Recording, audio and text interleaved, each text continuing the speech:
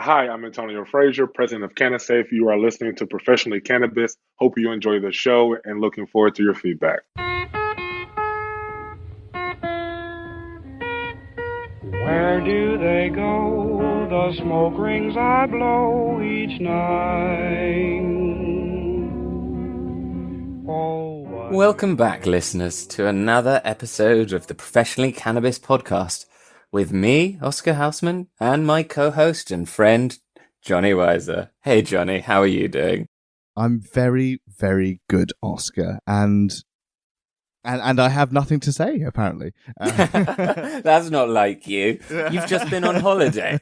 Tell the good people about the Cotswolds. Well, I think that's probably the reason. Having a day and a half off work has completely scrambled my mind. But yeah, had an extended weekend in a beautiful part of the UK. I feel like typically it's quite difficult to use the word holiday, or at least you need to use the word holiday in a very loose setting when spoken about the UK. But we had some nice weather, which I imagine there'll be thousands of people around the world listening to this saying, hey, I can't believe that from the UK. But yeah, we had a great time. How are you, Oscar?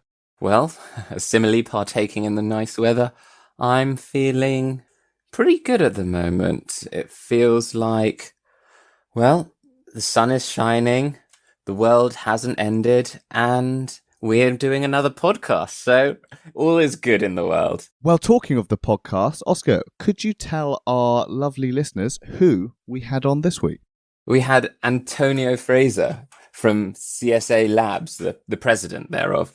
And wow, what a conversation we had. Mm-hmm. I think, for me, part of the reason I love the emerging cannabis industry is the fact that it can right so many wrongs that have been done in the name of the war on drugs. And in today's episode, we really got stuck into that, talking about some of the social schemes that have come out of successful cannabis companies, the further work that needs to be done to reintegrate people into society who've been punished for using what in the majority of EU states, the majority of US states, is now considered an actual medicine, and really how do we right those wrongs in a way that makes sense?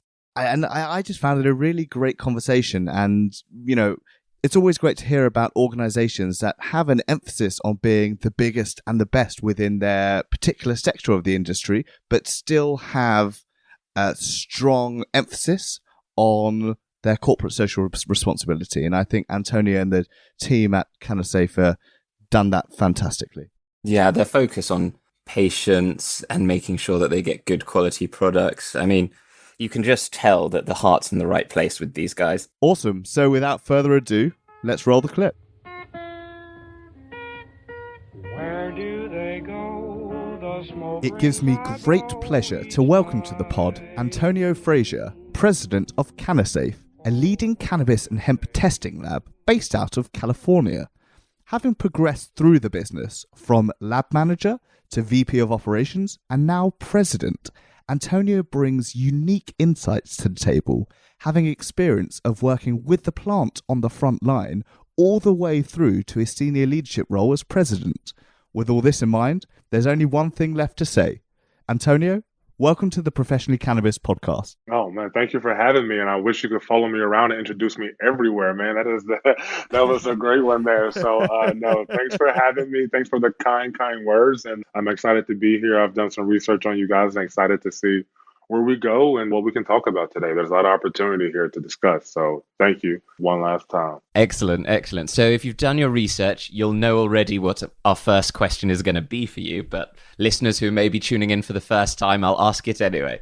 So Antonio, what led you to the plant? That is the question, yeah. So well, let me tell the plant a few different ways. One, personally, I found use in college. I found relief in marijuana from opiates and whatnot from playing college football. So back then I was about 295 pounds. Not sure that is in kilos, so excuse me for the audience here. But I was a pretty big guy, and carrying all that weight was quite unnatural. I mean, a lot of football players are big guys, but you're not naturally meant to carry that much weight. Obviously, joint pains, headaches from concussions, all the repetitive contact.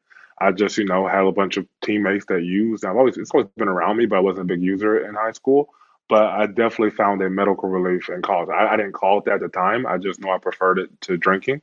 And then professionally, our CEO, Aaron Rowley, who I played college football with, actually brought me into the industry and convinced me and my wife to pack up shop from DC, drive our 4-month-old baby across town to LA, not town, but the country, to LA and help him start up this business where I did start as a lab manager and kind of progress quickly through some of our growth into kind of the account that you said. That was a very eloquent way you put it, but it was a much rougher, treacherous road actually experiencing it. So yeah, those are my two pathways to the plant, one by use and one by now profession. Something I wanted to comment on that is you're both college football players, you and your co-founder. So typically think of, I'm taking outsider perspective here, but I think of jocks when I think of that. But you guys are actually very technically specialized, highly scientific backgrounds doing the testing. What's the culture like at CannaSafe? Oh, well, we like to think that we're highly technical, but most people like to say we're jocks because we are both 6'5", quite tall, large men. We aren't necessarily technically chemists. I myself am an engineer. So I do have a technical background, but this isn't my expertise. I was a technical expert at my last job making aerospace parts. But here in this role, I'm much more business focused and process quality focused. Aaron himself is a technician when it comes to finances. And that's why we've been, so well strategically placed. And some of the business decisions that we made were based in timing and opportunity. I mean, this one of the things that's really interesting is that, there was no cannabis lab in LA before CannaSafe got here. Aaron bought the business from a family in Marietta to California. And he was like, hey, regulation's coming and the biggest cannabis market in the entire world doesn't have a lab to support it. So I'm getting to LA. And when was this? Persistence. 2018 we opened, so 16, 17. That's actually what got me out here. I was definitely not moving across the country from DC to Marietta, California. No offense to anyone living in Temecula, Marietta still. But the sale was always to be to LA, and that was Aaron's vision. At the time, I didn't understand it due to the fact that I didn't understand the cannabis market well enough. But clearly now, looking back, 3 years later, it was the only way we would have been able to have this level of success. There's other labs that have been here long before us, have done some great things to establish the science, but no one had large scale compliance production in mind, and that's what we brought to it. So all that being said, trying to cover myself, yeah, it's pretty jockish around here because we do like to win. We're very competitive and we set things up that are kind of obnoxious. No one had seen a lab like this in this space, this size and the amount of money and cleanliness to it. So a lot of people were like, wow, this is like a showpiece. People were really confused by it, but it was nothing but the determination and the want to be number one that led us there. So certainly a little competitive. At one point in time, we had the side-by-side basketball goals up here, and we would have some competitions and always bring the fun in. But we got pretty big and had to throw that away sometime in 2018 because we just had to keep expanding the lab for our growth. So yeah, definitely got some of that, American football culture here, but nothing that's going to violate the intent and the science and the technical stuff that you talked about. And with regard to your relationship with Aaron then, how important do you think it is to have those close bonds with teammates, this time more in an office setting, when scaling a business and dealing with the challenges that all businesses face when growing? And I guess as an extension of that, I'd love to understand a little bit more about the journey that you guys have been on since 2018 in terms of scaling the organization, not just in size, in terms of facilities, although I have seen it's sort of the largest cannabis testing facility and that you are the first ISO accredited cannabis testing facility.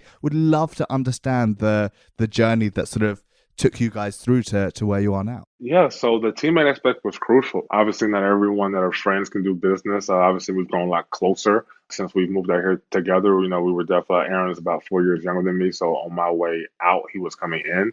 I was about done my degree. We actually left from at the same time because he was arrested for selling cannabis before. He was an early entrepreneur before licensing existed. So he was our, I always tell people, be nice to your campus drug dealer because you never know when they'll give you a job later, That's a total joke because that number doesn't happen that often. But no, Aaron has always been an entrepreneurial type. And with the coming to this industry, not being from California, testing being new, I think our friendship was crucial due to the fact that we were able to be transparent with each other and very open and very direct with kind of what was needed because there was no roadmap to do this before. What we were putting together and what we ended up accomplishing was eons ahead of what anyone had done or experienced. So it really wasn't a roadmap or anyone to go to say, hey, how does this work? There's people that have been in labs, people have been in cannabis, but never had done both on a regulatory scale. And through that, we learned a lot of lessons, and we got burnt a few times by employees or people who maybe oversold themselves and, weren't as willing to be as direct with Aaron, from not being as comfortable as I am. So I definitely think it's been crucial for this industry. And now as we've evolved into from a startup to one of the fastest growing companies in America, we're definitely looking to bring on more of the higher level operators. And that's kind of what my transition was. I mean, obviously, being 10 years professional experience, I'm not exactly the complete paper mold to be the president of a cannabis company, but I do feel like no one else understands this as well as Aaron and I do. And that's why we're stepping out of operational roles to bring in the people that traditionally do this, whether it be from environmental, food, or research. We're not arrogant to the point where we're going to try to run something that's not our background. We trust ourselves, and we have a confidence and commitment to each other to hire kind of above ourselves, and to hire people to drive this and take this to a higher level. And that's why we're excited about going. That's what the relationship does for us. There's not, people aren't counting pennies every time you do a transaction or every time you bring someone on. We're able to commit to a longer term picture because we want to be here. At the end of the day, we're not like all these cannabis people that want to be here, sell, make $1 million and go away. We want to be here through the transition to a above ground market. We want to maintain the ability to operate and be recognized once regulations are in effect, and this whole thing does clean itself up. So that was a long answer. Sorry for that. It was a long answer, and it was a good one. And trying to read the subtext there, when you talk about stepping away from operational roles and taking this to the next level, but also not selling and walking away, I hear considerations of going into perhaps the IPO space or looking to be more like an MSO. Is that something in the pipeline? Precisely. It's already in the works. We know we're open here in California already. We are in the process of getting Oregon licensed. We have buildings, under construction in other states, and that's what we're gearing up for. There's a lot of labs that may have expanded very quickly and not been able to maintain their brand presence and integrity due to the fact that they're letting other operators, they license it out or they expand too quickly. We're just taking a very organic approach, and we're strategically going places to eventually evolve into that. And we're not going to do it too quickly. We're going to be masters of our crafts. People don't realize that all the rules are so different in every state. This isn't a cookie cutter effect. You pretty much have to run a different business for every state that you operate in due to all the federal limitations in our country here. And people don't take that into account. But when you're the front line of a regulatory defense, people think it's cool to become in cannabis, and then they realize that cannabis is underground. I mean, these people were operating businesses that weren't legal less than 5 years ago. So, a lot of people don't have the same, let's say, attention to regulation or rules that a normal business person may have. So therefore, as they first contact your regulators, you have to really be able to hold your integrity and not give to some of these traditional requests in order to be a staying point or, a power in this space. Because, once you sell your integrity once, it's gone forever. So there's no reason for us to do those things. But yeah, that is the goal. It's a long-term vision. We're already, like I said, in multiple states now. We get hemp from all over the world already that we test. People take the effort to get through the customs loopholes to send us cannabis because they prefer to have they're hemp because they prefer to have a CannaSafe COA, and it has global recognition already. And we're really proud of that brand presence that we do have in this industry. And that brand presence is something I'd quite like to dig deeper on, because to an outside observer, you might say a test is a test. Either the cannabis is what it says it is on the tin and that stamp's okay, or it's not. Why does a laboratory need to have a brand presence? I certainly wouldn't know where my ibuprofen's being tested. They're exactly right. And you also don't know who's certifying your food organic or who's certifying other safety components. There's a few certifications that are kind of well known, whether it be electrical or, the GIA for diamonds. That's what we want to be. We want to be that type of approval because cannabis is unique enough to where every experience is going to be not only depending on the product between THC, terpenes, flavonoids, also your experience. People don't understand that if you smoke in a bad mood, it's different than you smoke in a good mood. Whether you ingest or inhale, all those things matter. So we're trying to bring the profile information to people to be able to dose themselves, which is what's missing. We all know cannabis has therapeutic effects. People are obviously fans of it, but at some point we have to get it to a place where we can actually dose it. So you have an idea how many calories is in a banana, right? You have an idea why you're eating that banana. But do you actually know how much is in each banana? You have no idea. You have absolutely no idea if it's actually there or not. You assume because there's people in place, a government or someone who has taught you that there's a system in place to actually take care of these things. What we're finding out is that, quite frankly, that's not always the case in other consumer products as well. But it's particularly necessary in cannabis until there are regulations in place to at least make us feel like we know what's going on. Ibuprofen that you mentioned earlier, I believe it's only got two ingredients, if I'm not mistaken properly, or one active ingredient, but it's not a complex matrix. Whereas cannabis, you have thousands and thousands of things in it that we haven't even determined yet exactly what's going in and what's going on in your body. That's why they have such a hard time regulating it, because cannabis is such a full spectrum. The full spectrum is important too. Yeah, you see isolate. Yeah, you can pull out all the CBD and give someone a CBD isolate product, but we already know that the minor cannabinoids and THC are important to the therapeutic effect.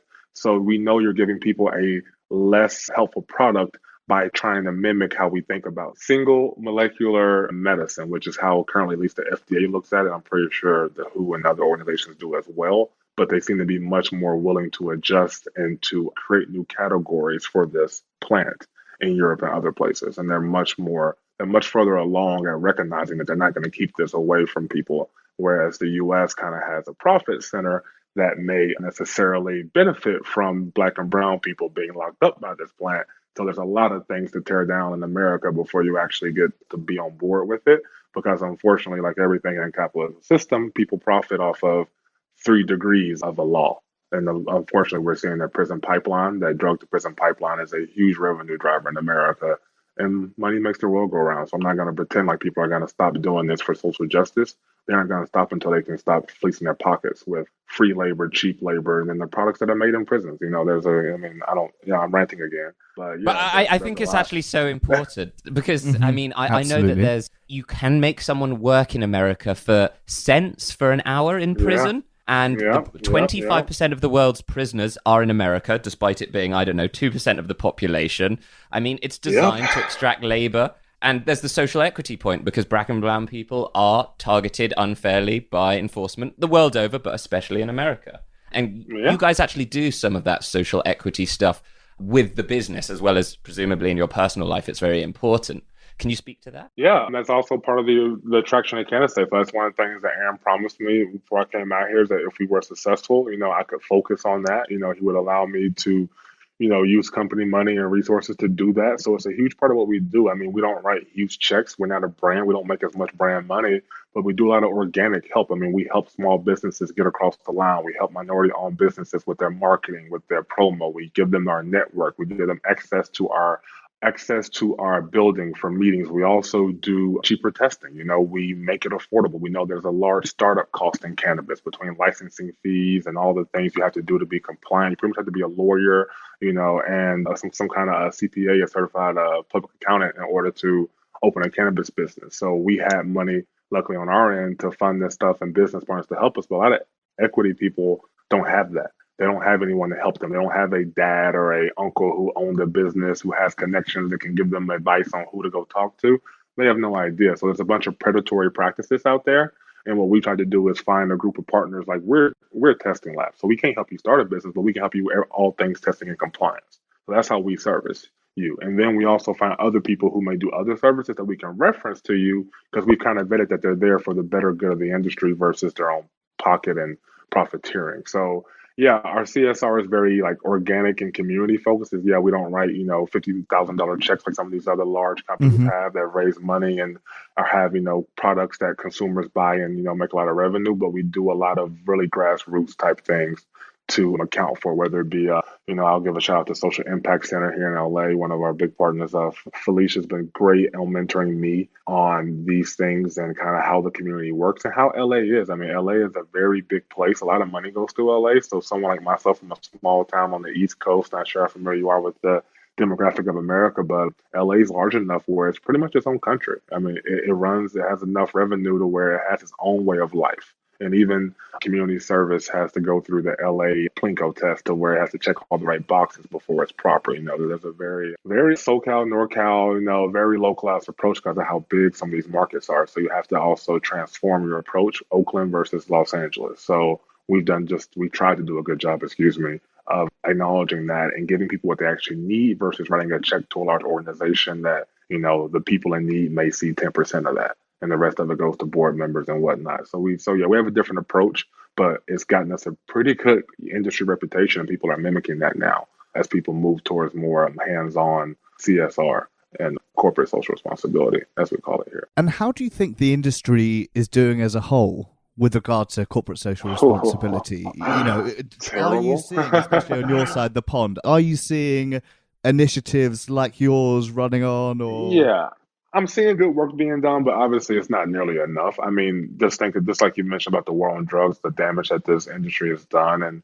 the fact that people are becoming millionaires and they aren't the people who were targeted by that. That's never going to be okay. I am proud that some states are mandating social equity programs. Some of them aren't the best. They all need work, but I do like the effort. I'm the type to, glass half full. At least they're trying. At least there's some initiatives, but I'm just thankful that there is a process beginning. So yeah, I'll say I'm excited about some of the good work. There's some amazing people who are getting a chance to get their craft products out there. But at the same time, they're not profiting like you traditionally would in other industries due to all the loopholes and stopgaps and just challenges of federal and the state patchwork that is the United States of America when it comes to cannabis. There's I don't know how many states now, so excuse me. I know Debbie at Ace is going to get mad at me for not knowing this, but there's enough states now where there are legal cannabis available, but not everywhere. I mean, I think we were talking before we got started about Sean Worsley, who we're trying to get justice for now. He's from Arizona, a medical patient here, was traveling through Alabama, I believe, to North Carolina with his girlfriend or wife, Ebony, and they were arrested. And I think he assumed he was going to be afforded some of the protections as a veteran with PTSD using cannabis to relieve himself from opioids. There's a huge suicide and drug abuse crisis in the veteran community here. We don't do a good enough job of taking care of our vets after they serve. And he unfortunately, didn't realize that he was going to be prosecuted to the full extent. And I'm not sure how long he has been locked up, and excuse me for not having all the details. And I believe he was got out a year or so later and then sentenced to probation in Alabama. But obviously living in Arizona, there's no way he could have met the probationary requirements of Alabama and therefore violated his parole. So it's just like, once you get marked in the system here, there really is no way to get out of it cleanly, unless you completely change your life or, you move to Alabama so you can show up and do all these different ridiculous things to prove that you're not a bad person or that you've changed your life. And there's just no rehabilitation model here in this country, which just shows that, they use drugs as an entryway to lock people up, and there's no real intent to rehabilitate. What Sean's going through is not anything that's going to make him better or going to be good for anyone or even society. It doesn't help society by locking Sean up.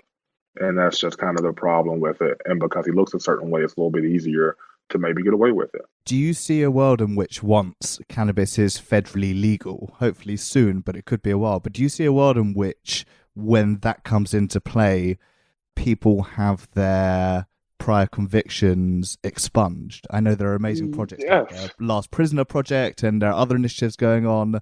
Do you think that is something that is actually possible and achievable once that hurdle of federal legality is? As far as records and criminality go, yes, it has to come. Some states are doing it. We work very closely with National Expungement Week. Like I said, Felicia, one of our partners, leads the local chapter as well as nationally helps. And we think that will happen. I mean, there's obviously tricks to it. There's obviously going to have to be follow through and ensure that these people do have reentry, even after their records are expunged. It's a matter of, okay, well, why have you been gone? On a job resume, though, you don't get the, it's going to be hard to fill it up with, I was locked up for 5 years for nonsense. And then people are going to say, oh, yeah, come on back in. So there's definitely more things. There's definitely more things to be done after that happens. But absolutely, that's just the start. I mean, that's honestly intolerable if they don't do that. It's about the reentry after that is kind of going to be up for grabs and kind of see how you can mold it. And that's honestly some of the things that I'm more passionate about. We offer, employment to people with these convictions. I mean, we have several employees that, have drug charges in the past. A lot of them are petty possession. Obviously, we don't invite violent criminals here, but a lot of these people locked up aren't violent whatsoever. And that's the trick, is that, you get some bad apples that may obviously be involved with some heavy trafficking, and there could be violence associated with it, but that's not the majority of the cannabis convictions, or drugs in general. Like even some of the harder drugs, quote unquote, aren't violent users or violent people. They're drug users. And you're seeing a lot of other societies, put rehab and allow access for people to use these hardcore drugs safely. And you see the crime go down as well as the safety and The confidence Swiss of model, these basically, different. treating it as a Exactly. disease. Yes, that's what my wife said. I couldn't think of it because I mentioned her being Danish, but yeah, that's what she was talking about, as well as the different other places. I think there's places in South America who's done it as well. So it's just so many opportunities, so many examples that America could take from, and everyone might make this, oh, they're not as big as we are. And I always say BS. That's a bad excuse for COVID response or cannabis regulation. We have to be more intelligent than our bravado. I understand we're very proud people here in this country, but unfortunately, there's people doing it better. I mean, we've been world leaders for quite some time, and I think Americans have a hard time not believing that we still are up front, but we're not thought leaders as much anymore. We're not invited to summits. I'll be quite frank on a personal story here. My wife worked for the Danish embassy, and I'm not saying Barack Obama was the answer to everything, but you kind of pull back that cover. Once you get a little more different presence in. I remember being at all the the summer parties at all the embassies across the world in DC, being the cool American to all of a sudden after a certain fall and that January kind of like, what's wrong with your people? Like, what is going on? And it's like it went from being the cool engineer with my wife to being like, oh, the Americans here, and it's like, oh my goodness gracious, and I felt that. And I felt it much sooner than I think the rest of our country did because between traveling and having a bunch of international interactions, I felt that shift in acceptance much sooner than maybe our country has. I think we're seeing it now with some of the online movements and some of the things going on. People aren't proud of what is going on. And we're still living in a great country. I'm still very, very proud to be American. I still, would probably even go to war for this country. I mean, maybe not some of the initiatives right now, but if it came down to our freedom and a just cause, I would be glad to fight and lay down my life for this country. But right now, people are questioning that. And I think America's having a hard time because it's the first generation to really question that. I think our parents were a lot less information to challenge kind of what you're programmed to think. I think there's a lot of data out there right now that people have a hard time figuring out, well, this doesn't really align with, what I've been taught or what I've been told. So I'm not really sure I'm not really sure what to think about this or how to process this information. We touched on before about how the industry as a whole is doing with regard to CSR. Now, I kind of want to keep on that theme about the industry. Giving your sort of 2 cents, what do you think needs to happen for the cannabis industry in the US, at the very least, for it not to go the same way as all of the other archaic traditional industries, which are essentially just white guys in suits? Oh man, I don't think there's a way to avoid it, to be completely honest. And I'm not saying it needs to be avoided, but it just needs to be better distributed and it needs to be more opportunity. And honestly, I think the world in general is going there. I mean, you're seeing, I know right now, and I think in America, more women are college educated than men right now. They're educated at a higher rate and have more advanced degrees. So I think in certain time, I mean, you're going to see a natural shift in what our leaders look like, regardless of industry. But I think, there's a pretty big beast and wheel here that's going to keep turning. I mean, I hate to politicize anything, but you see even the White House has removed some of the traditional education requirements that were required for positions. And I mean, you can say what you want, but I have a good feeling it's because some people that were more required or more qualified for those positions aren't the people that they wanted to be in the positions. And that's, some of the reaction has been to kind of lower the bar as opposed to make, as these other minorities jump higher, women and people of color start jumping higher, they just seem to lower the bar to make sure that the people they want there can continue to be there. And that's something that America is going to have to fight really hard on outside of cannabis too. But we're seeing it. I mean, this latest movement is something bigger than anything we've dealt with in a long time. I don't think people realize how long the movements of the 60s and the civil rights were taken. I mean, they were months, they were half a year, they were a whole year initiatives. And a lot of people are like, I'm tired of these protesters. You see the stuff in Portland, Oregon here, but it's going to take way longer. It's going to be the end of this year, if not longer, to see any real change come from this. And that's something that I think people in America are having a hard time kind of realizing, is that we're a long ways away from significant change. And that's why, punditly, I would say, yeah, we're never going to get away from it, but over time, it's going to happen. I mean, time changes things. I mean, you see the old photos of the courthouses of, the anti-same-sex marriage, and now it's almost, ridiculous to even speak out publicly against that, and it should be. Same thing with interracial marriage, which I'm in one myself, and that's something that I grew up in as well. But, a choice that I made and one I'm very happy with. But, if I wanted to be succumb to the pressures of my society, that wouldn't be something that I would do traditionally. Or maybe if I was in my dad's time, I'd be less likely to move forward with it.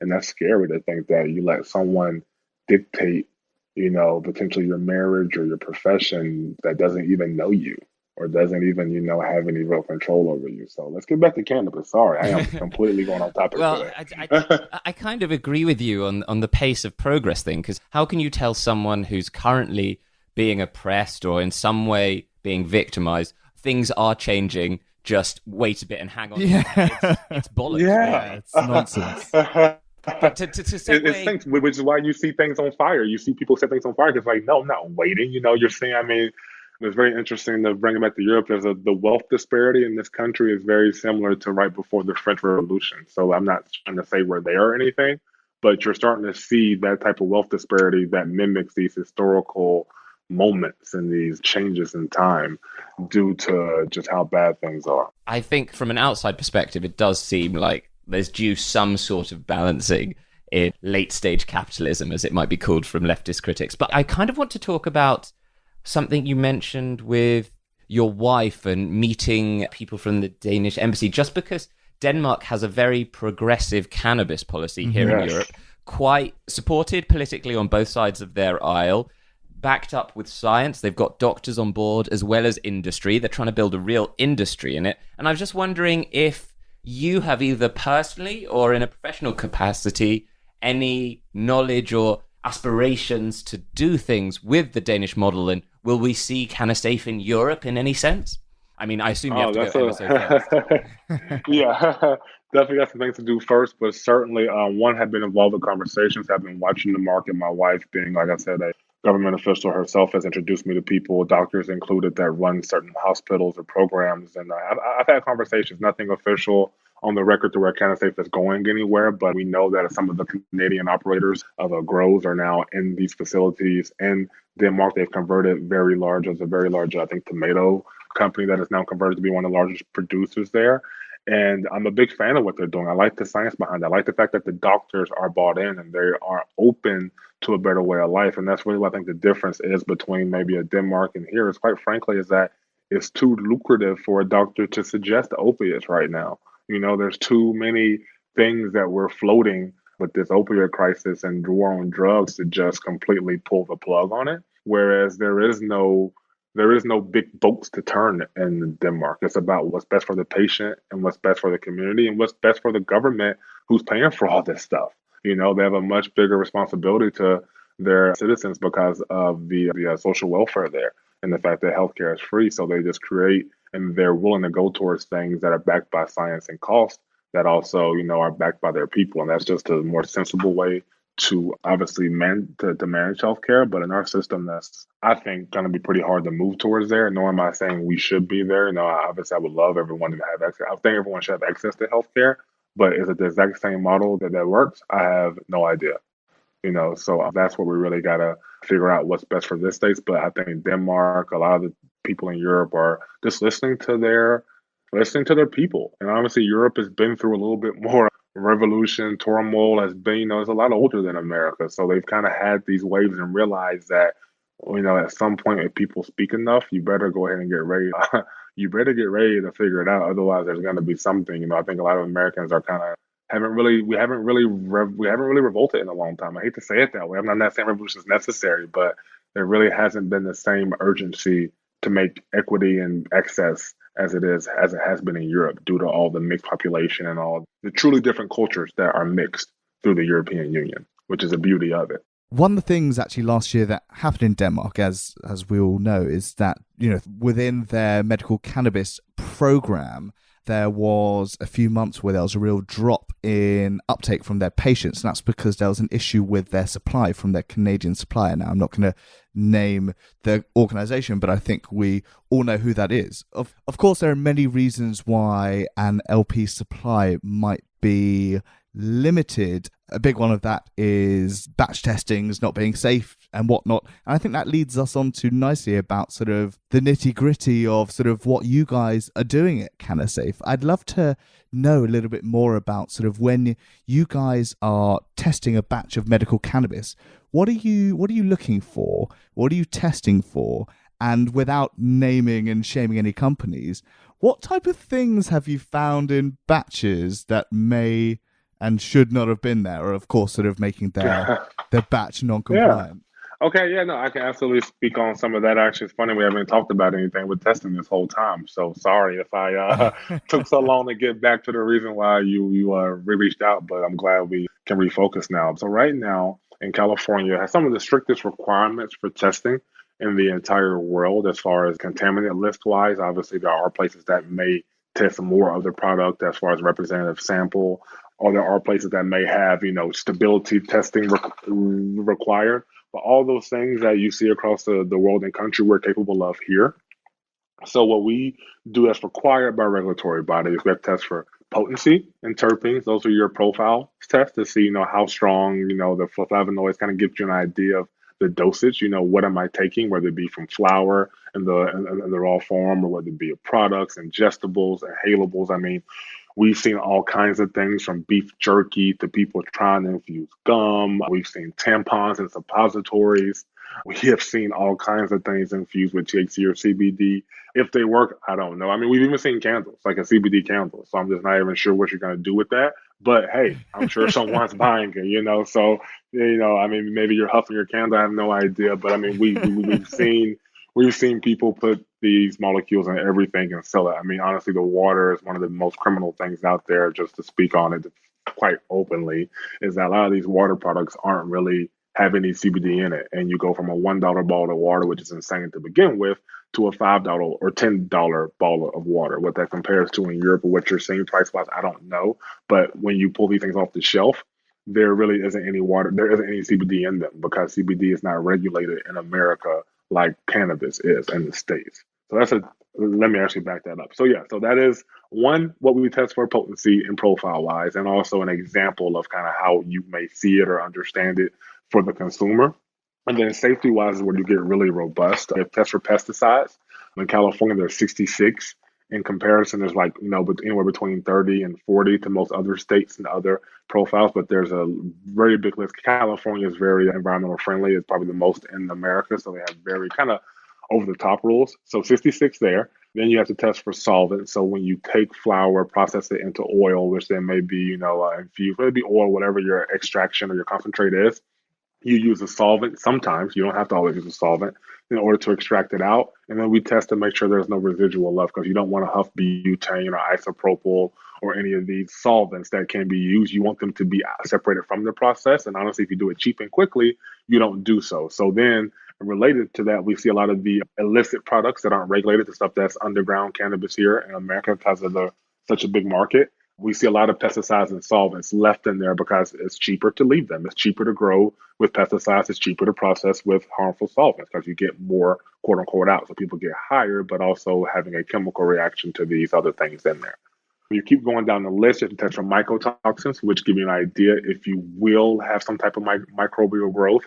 You then test for microbials as well for present microbes on there, Salmonella, E. coli, 4 strains of Aspergillus currently.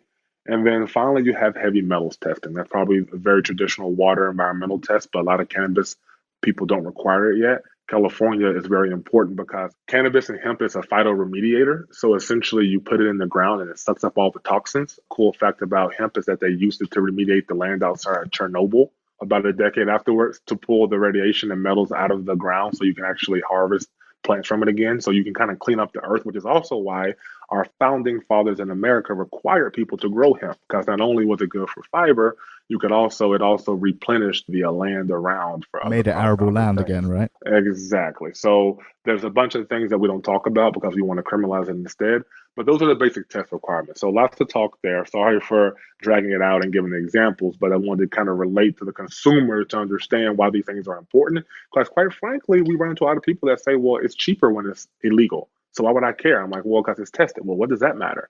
I don't care if it's tested. I'm like, well, actually, you really should care if it's tested. And that's one of the things that we try to convey to people in our education, beyond what we do for businesses, the B2C aspect. We try to tell people, hey, this is important. If you have cancer, if you are already sick, you don't want to be inhaling extra chemicals. You're already susceptible. And no one's died from THC or CBD, but people have died from some of these chemicals and moldy products that they have a reaction from, or their immune system cannot, handle, because you're smoking spurs, or whether some kind of aspergillus spore. But yeah, there's a bunch of things that people don't really realize, when cannabis, because you've never been taught. And that's why I kind of alluded back to the, everyone assumes their bananas and things are organic, but you don't know. And then we found out through testing that actually the pesticides allowed in organic production are actually much greater and much higher levels than allowed in cannabis. So cannabis is much cleaner than most produce and even some organic produce. That's interesting. And that's some of the things that we've done for studies to let people see that. And we've done some of these things. We go buy this stuff and show them, because back before it was required, we used to test lettuce and tomatoes just to keep our lights open. That was part of our offerings. I mean, we couldn't certify you organic because we didn't have the right certification. But if you were, a local grower who wanted the same type of testing, we provided at a cheaper rate, and you just kind of had the COA to prove it.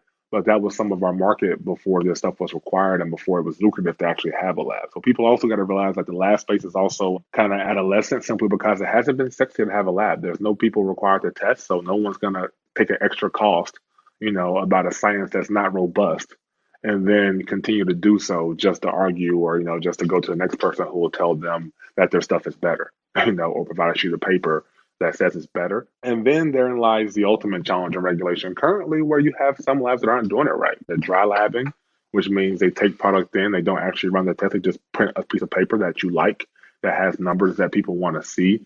I mean, we're seeing this phenomenon now in California. Oh yeah, people have already been called. The regulators have been on it. It's happened in several states already. It's lucrative. I mean, so the scary part about cannabis is that if you fill a cannabis batch, it's not like, you're making a toy run or something, where you can just go back and fix something, or maybe you can remelt it down. And cannabis, once it's determined bad, there's not very many remediation options available unless you want to process it into something. So you can take dirty flour and maybe turn it into oil, but you're going to lose that flour.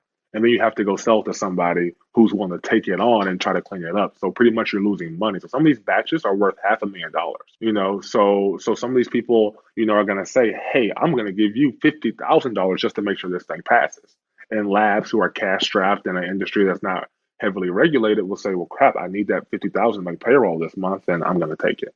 And then they allow product to get on the market that's unsafe. And we've seen recalls already from that. And that's, even beyond when you have regulation, there's still, a challenge to do it right still. So there's just all these different things, going on here that are causing confusion, miseducation for the patient. That's what our focus is in 2020, is getting back to the patient. We've done a bunch of adult use. There's a bunch of branding. We've commercialized cannabis, but we haven't really taking care of the people who need it the most, who can't afford these big brands and sexy taxes and all. These sexy brands and big taxes. Taxes are never sexy. Sorry, that would be the most un-American thing I could have ever said, and I would definitely sexy taxes, definitely not survive that. Yeah, I would never get over that one. Oh my goodness, please.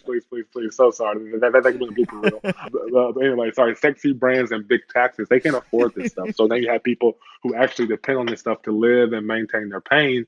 They can't even afford the mess anymore due to this race that everyone, wants to be a millionaire. Yeah, well, I mean, a lot to take away from there, but ultimately, it looks like you guys are trying to keep the health of the patient at the forefront of what you do and integrity there, and you need the rest of the industry to catch up, maybe with some regulation. As a lab, I assume you see the most innovative products as they come in for testing, and as a California-based lab, you see the first cannabis products in the world. So we jokingly mentioned candles, which I assume do nothing. But are there any new products or new trends that you see that actually you think, wow, these guys are onto something? I know, for instance, that CBG is quite popular in the, let's call it in the advertising space, but are patients really connecting with it? What's your feel on new products and new cannabinoids? As far as cannabinoids go, CBG is a big one. Delta 8 is a hot one now in America, Delta 8 THC. I'm not necessarily, it's probably not the therapeutic effect, more it's the fact that Delta 9 is currently the regulated molecule because of its intoxication ability. But Delta 8 is the same thing, but a smaller amount. So people are extracting this cannabinoid out that still gets you high, and they're selling it in places that, they're calling it a CBD product. That's a great cannabinoid loophole. Yes, exactly. So we're seeing a lot of that. So that's a hot topic simply because people that don't have access to legal cannabis either want to get high or medicinally, need THC. So there's a loophole there. CBN is very popular right now for sleep, and actually something that I also use myself. CBN is actually a pretty doggone good one. We're seeing a lot of that, whether it be gummies, vapes, where we're seeing even flour that people are labeling their CBN values, and then in tea as well. Tea is also another thing that's coming very popular, especially with mothers who don't want to smell like smoke as they may go pick up their kids from preschool. So vapor devices are clearly very popular. People don't want to smell as strong, but want the rapid onset. And then finally, I'll say topicals are really becoming super, super, super popular. They always were. But obviously, just the discretion, the direct application to a sore spot, as well as it being less, cannabis-like or less dopish, it seems to be a very, very popular thing with parents, older people, kids. Oh, and finally, tinctures. I mean, but these are the things these are the traditional methods of medicine. I mean, tinctures is how all this stuff started. I mean, they used to give tinctures full of cocaine back in the 20s here. So, you talk about cough medicine when you were a kid, you used to get like a cocaine weed mixture, must have felt pretty good to be a kid back in the day.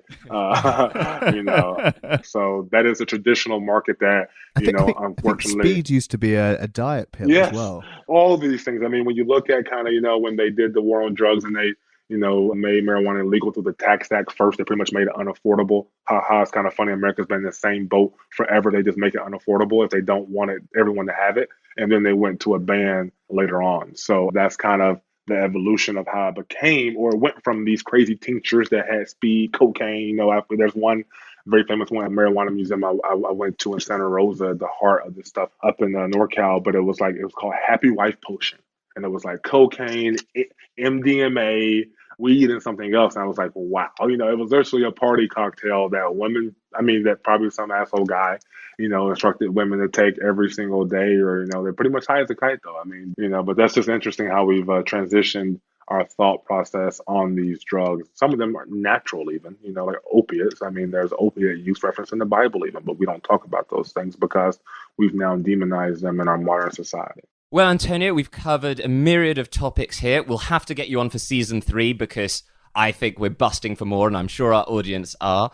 But we hope you enjoyed your time here, and thank you very much for joining us on Professionally Cannabis. Oh, thank you so much for having me. I really enjoyed it. I hope that we didn't get too far off track and we got to talk about cannabis for more than... I think we only talked about cannabis for maybe half the time. So interesting to see how this comes out. Cannabis is important because cannabis is for people. So if we're talking about the people, we're doing the right thing. Very, very true. Very, very true. I thoroughly enjoyed it, and I look forward to hearing the final product. Where do they go? The smoke rings I blow. And that draws us to the end of today's episode, listeners. Well, as I said at the beginning, what a great episode. What a great conversation. And as ever, if you enjoyed listening to us today, please like, subscribe, comment, or share. Or do all 4. It's up to you. Until next time, take care. Bye-bye. Love, please take me above. Take me with you.